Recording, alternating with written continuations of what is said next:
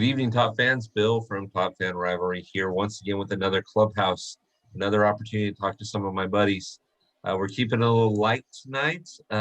We've got some topics to discuss that may or may not be, well, controversial or not. So why don't we start out with Dave and talking about the White Sox? And has anything happened maybe with retired pitchers and your manager or anything like that going on this last week? Yeah, it was, I think right when we were ending up our talk last week is when Mercedes hit that 47-mile-an-hour pitch into the stratosphere in Minnesota. And I think I was sharing with you guys right at the end of that call that just happened. And then little did I know the rest of it would blow up after that. Then on social media, Jason Kipnis chimed in on social media, but the best one had to be CC Sabathia in that interview that's going around the internet now. And it's pretty much every third or fourth word is an F-bomb, but he's no fan of Tony La Russa, I'll tell you that. And Bauer and Kipnis also basically came down on the side of the player. And CC's point, I mean, among all the other things he said in his 3-minute rant was Yerman Mercedes has carried this team offensively, and you're not going to come up and have his back. How do you not have his back? The guy, you owe at least 8 or 10 wins to that guy. So, I mean, I happen to agree with that. I've talked to my son about it, and we go back and forth. You a take sign you probably should take and probably not ignore your manager. So I get that. But you know what? If somebody's out there throwing meatballs and you get paid to hit meatballs, then why wouldn't you do what you get paid for? And you know what? What a lot of these guys basically said is, you know what? If you don't want your position players to get hit, then don't have them pitch. That's on you. Yeah. What was the count on that home run? 3-0. 3-0. Yeah. 3-0, and they were up by 11. Yeah. Who cares? Who cares? I mean, what are the odds? A 47, what is it? 47-mile-an-hour fastball, right? I mean, yeah, I don't know if you call it a fastball. I don't know what it was. A 47-mile-an-hour pitch. Yeah. What are the odds that this guy's going to tattoo it into the next planet on a 3-0 count? He's probably 9 times out of 10, he's going to overswing and pop it up, right? So he was doing them a favor, but. Well, yeah. I mean. Well, and then after that, then, obviously I think it was later in that game or the next game when they threw behind him. I think it was the next game. And the manager got tossed and the pitcher got a 3-game suspension. And La Russa comes out and he basically says he's fine with how they handle it, and it's insane. It's insane. Somebody throws at your guy, you got to have your guy's back. And, yeah. This isn't like the White Sox playing the Dodgers out of this is Sox Twins. Mm-hmm. It's not Yankees Red Sox, but it's a division rivalry. They've been kicking our ass for years. It's time to give them some back. Why not have a little emotion in the series? Why not give people a reason to tune into the next game, right? So right. I just La Russa is way out of touch. Well, and no disrespect, Dave, but the guy looks lost out there. He goes out to the mound. I feel like he needs a GPS system half the time when he goes out to the mound to make sure he goes to the right place. I saw him pull out somebody the other night and he just looked lost out there. I mean, well, and he's left a bunch of starters in too long. He's using Liam Hendricks. I don't know how he's using him. There was a quote this morning on social media about he asked one of the Yankees players what the rule was for a reliever. Was it was it that they had to face 3 batters or play 3 innings? And the player told him it's 3 innings. I'm just lying to him. And LaRussa, A, why would you bring that up? Because it makes you look like a moron. And B, if you don't know the rule, then that's on you. Don't ask a player what the rule is. Ask a You're a coach. moron. Ask a coach. Talk to the front office. Something. I mean, come on. They brought Liam Hendricks. What's that? Get on the bullpen phone. Call the bullpen coach. He'll know. So they brought in Liam Hendricks last night, Dave, against that Yankees crew in the 9th inning, and I thought, are we overusing this dude a little bit? And I don't know. I mean, he's not getting regular work. Those guys like to work frequently, and he's not getting that. And he's not always being brought in save situations. So those guys don't like that either.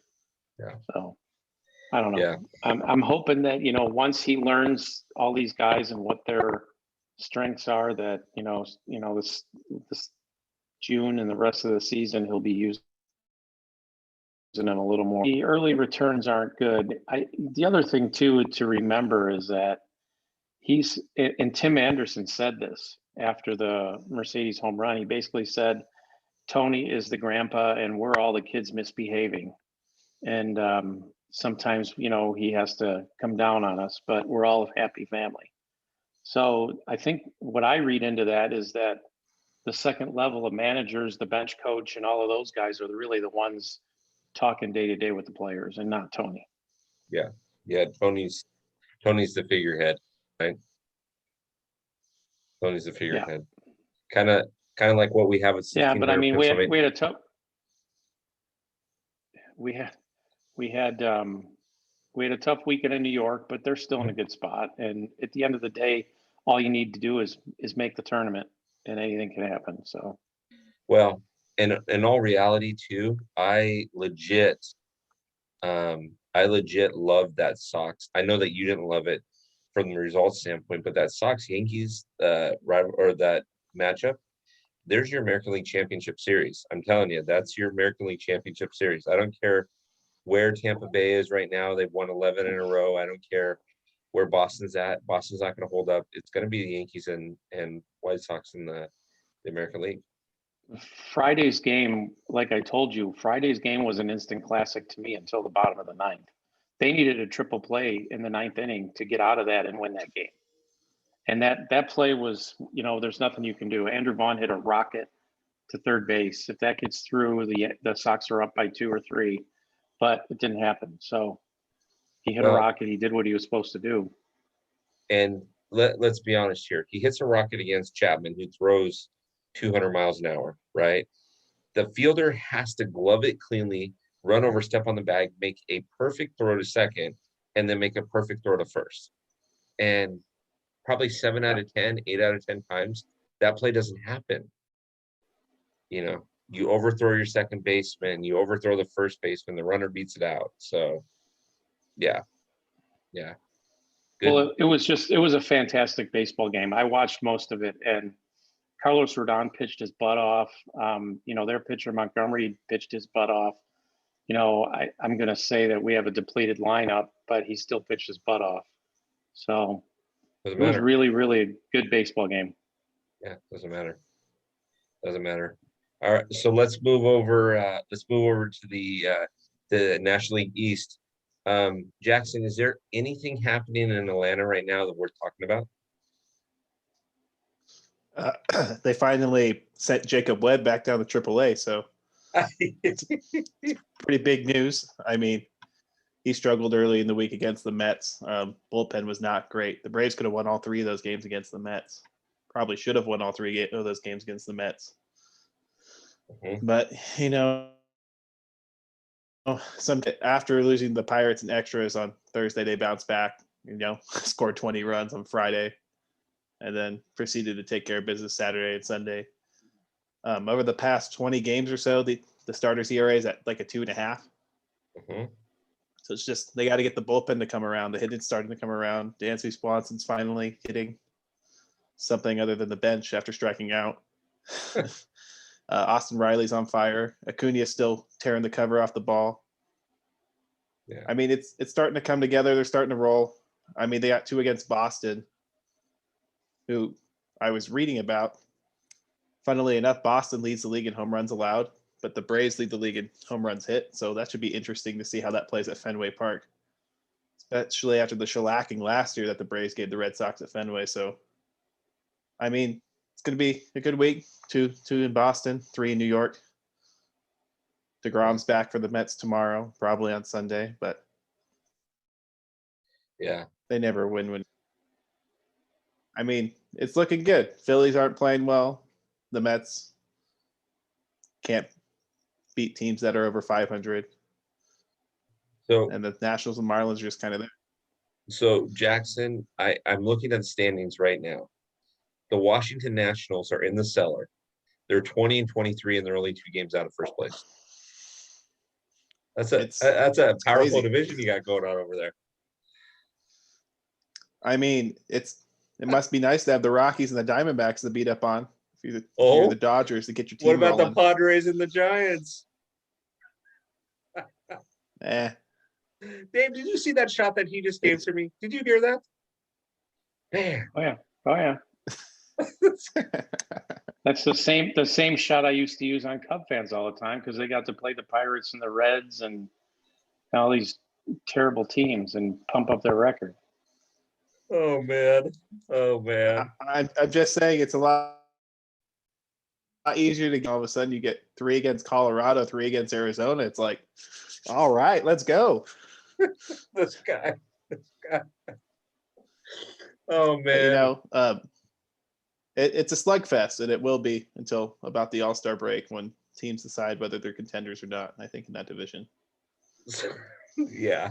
So Dave, by the way, we said that DOA on Minnesota, and yet they had a great week. After we said that, I'm like, wow, they won like 3 or 4 games. What just happened? Well, the cool part is they're beating up on Cleveland, so yeah, they can all beat each other. That's fine. And see, that's the thing we that just we've been keep talking winning about is 6 or 7 out of 10. We'll be just fine. That's what we're talking about. Is a stupid schedule where you end up playing in your division like 85 games or whatever. So all you gotta do is just beat up in your own division, and the rest takes care of itself, right? And apparently everybody else is beating up on the National League East. Yeah, Minnesota's Minnesota's still 12 under and 9.5 out. So, but everybody's beating up on the National League East. That's the division right there. I mean, my goodness, you're 20-21 as the Mets. You're in first place. Oh, come on. The National League West has 2 of the worst teams in the NL in it. Don't get me started on that. Uh-huh. Yeah, and they also have the first team. Arizona's lost 8 in a row. What's that? Because they're playing Arizona, who's lost 8 in a row. Yeah, well, just wait until the Dodgers hit Atlanta. Yeah.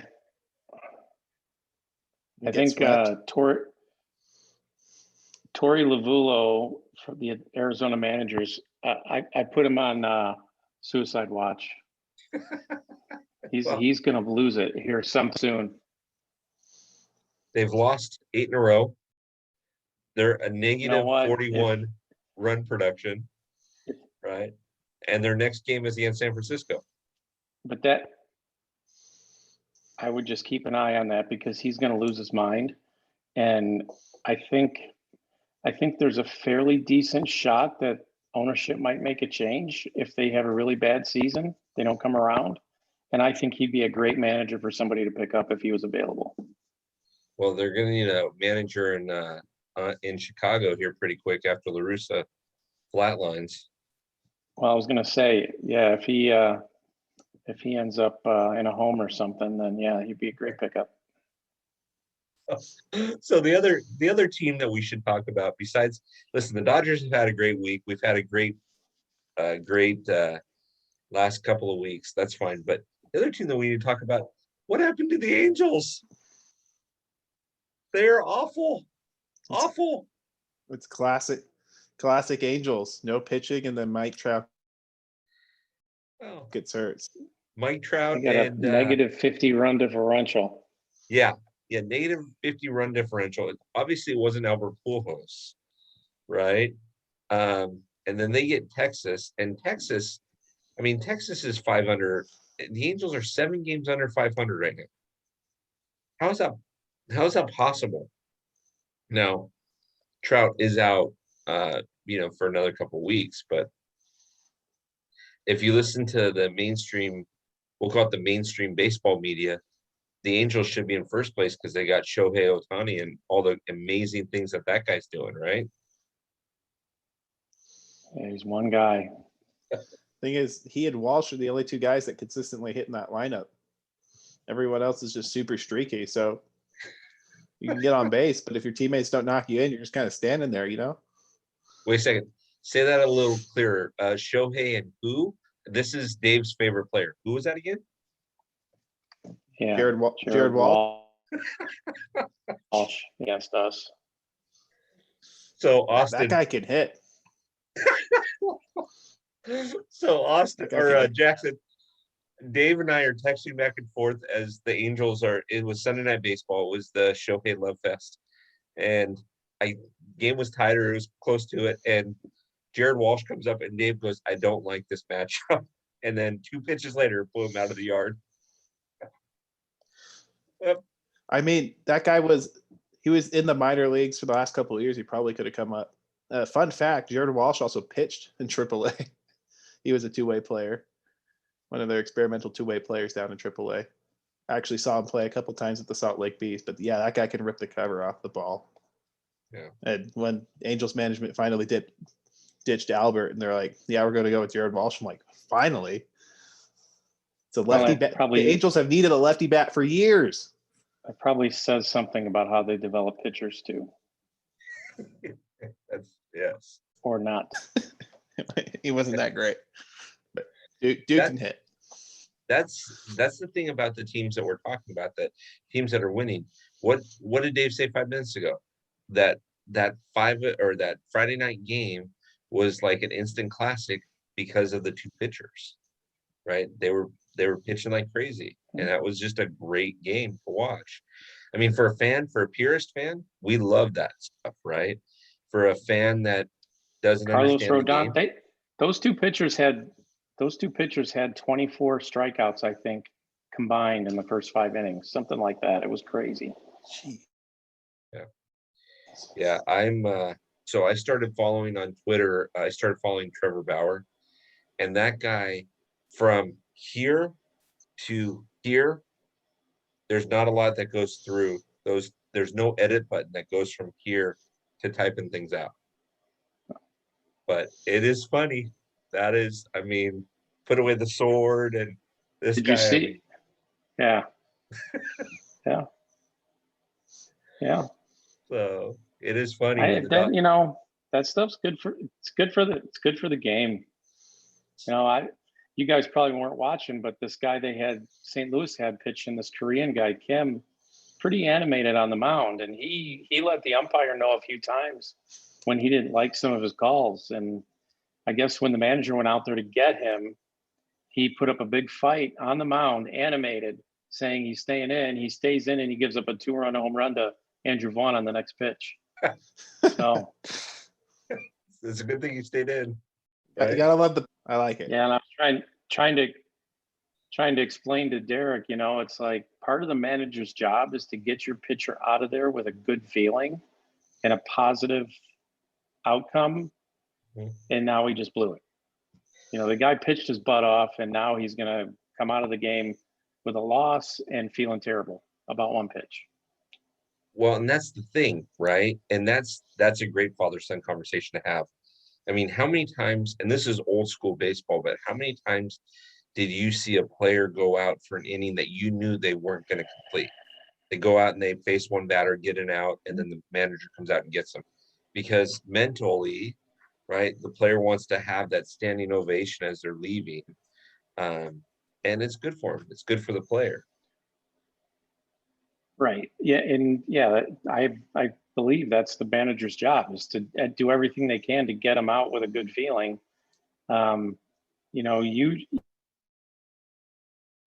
you may not, but if you're out with your buddies and you have a bunch of beers and you come home and you go in the fridge and you grab one more, is that ever a good idea?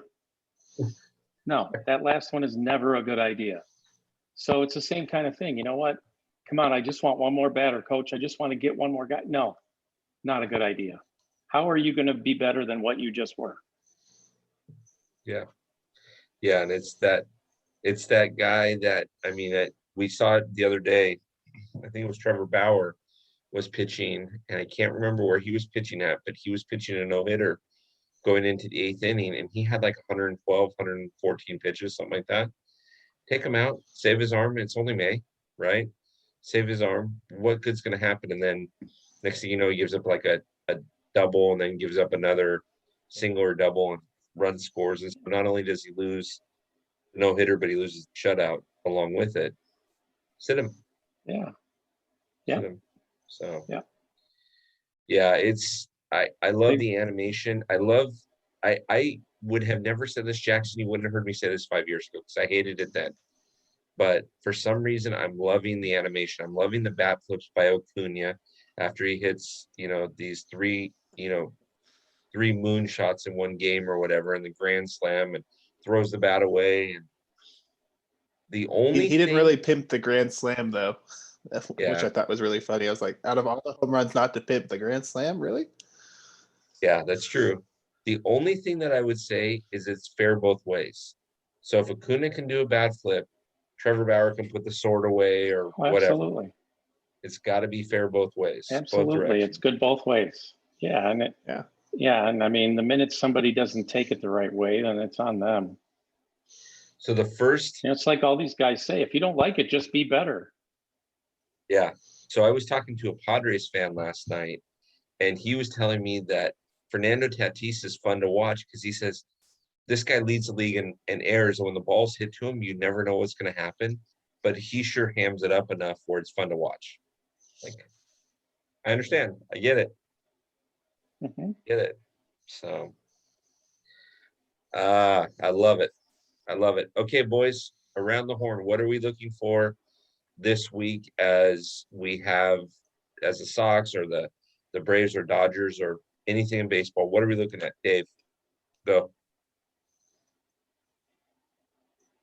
Well, I mean, from our point of view, we're looking at making some noise here with the Cardinals. We got the Orioles at the end of the week for 4, and then we're back in Cleveland next week. So we need to make some noise this week while we can at home. And I think I said it last time. I mean, the starting pitching has been lights out, and I just look for that to continue. I think everyone thought this pen was going to be lights out, and it's not. So, hopefully that a couple of more of those guys get things going and put some good outings together. Okay, I like it. What about you, Jackson? I'm looking for Andrew Vaughn to go on a tear. He's already starting it, so watch out for Andrew Vaughn.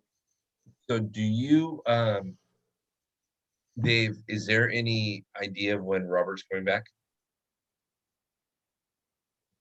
Haven't heard. I heard that Eloy is ahead of schedule, but I haven't heard about Luis Robert. Don't know. Okay. Yeah, we got to get that kid back in the lineup, man. That guy's fun to watch. And we also have Adam Engel, who is in a rehab assignment now. So we're going to get an outfielder back here in about a week, a top tier defender too. So is I apologize. I haven't been following the roster enough, but is Grandal still catching for you guys? He's still catching, and Zach Collins is getting probably every 4th start, maybe. And he's looked pretty good. He's hitting pretty good too. But watch the waiver wire when Adam Engel comes back, because I think Jake Lamb's going to be available. Yeah. That might happen. So, Jackson, let's go down south. Where are you at? What's going on this week? Like I said, Braves are heading up to Boston. Last year they had Marcell Ozuna and Adam Duvall both have three home run games in Boston. in the same series. I expect to see more of that. The Braves they love the small ballparks. They like all the right-handed hitters love the pull heavy ballparks. So I expect the Braves to try to make a big statement, try to gain some ground, take first place back from the Mets this weekend as well. I mean, the Red Sox have Garrett Richards throwing tomorrow, and Braves have Charlie Morton, who's familiar with the Red Sox. So the outlook looks good to start the week. Hopefully Acuna takes the home run lead again. Yeah. On the first pitch, preferably, like he always does. Just swing at that first pitch, get me over fastball. Nice little leadoff home run. But I think the Braves, just, like I said, they need to get their bullpen in order. They signed Shane Green. They're working him in AAA. He should be ready soon. They finally got Chris Martin back, who's their best reliever. So if they can get Green, Martin, Smith, Luke Jackson into the game more frequently, less of Jacob Webb and Jesse Biddle, who was designated for a site, thankfully. less pitchers like that, and more of the consistent relievers they have way more shots of winning those games. They won't need to rely on the bats scoring as much, but I think the bats will come around and help them out too. Awesome. Well, we get the Asterisks tomorrow for 2 in Houston, which Joe Kelly can't be even more excited about. He is so happy to be back in. Oh, it's going to be awesome. Then is he going to get ejected again? Yeah, the lip. Then the Giants come into town, and then next week's interesting because we get the Cardinals at home, and then Jackson, where do we go next Friday, Saturday, Sunday? Where do the Dodgers go? I believe that's Atlanta, is it not? Should be an easy sweep next week. Dave, you're on mute. I see a bet coming. Yeah. Maybe there's something going on there. But we might have to put that on record next week. But so I am loving the way that the game is changing and the animation. I don't know if you guys saw this yesterday, but Julio Urias hits a ball off the right field wall yesterday. He had 3 RBIs in his first 2 at-bats yesterday and pitched 7 scoreless. So he had a game, right? He had a perfect game going into the 7th, which was fantastic. But yeah, it's good times. I've just enjoyed all of it. And, I look, for easy teams like the Asterisks and the Braves, rack up those win totals, right, Jackson? Hey, they might lose all those games now. I'm just saying, careful with what you say. All I know is you just need to be 500 in the National League East to make to win the division. Hey, playoffs are playoffs, man. That's true. Just got to make the tournament. That's true. At least it doesn't have to be all in Texas this year or San Diego, right? Full capacity, Dave. Full capacity in California as of I think it's the 17th. So that's good. That's good. Yep. So, all right, Top fans, this has been fun. A little bit more animated when we got a smaller group, which is awesome. Thanks for joining us, Dave. Thanks for joining us, Jackson. Make sure you subscribe, watch the videos online. We're having a good time. There's a couple things that we'll be announcing here soon. But we have another ladies' night coming up this week. And we also have another couple before the bigs coming up. So look for those, and we're just going to have a good time. So again, Dave, Jackson, thanks for the time. Appreciate it. And we'll see you guys soon.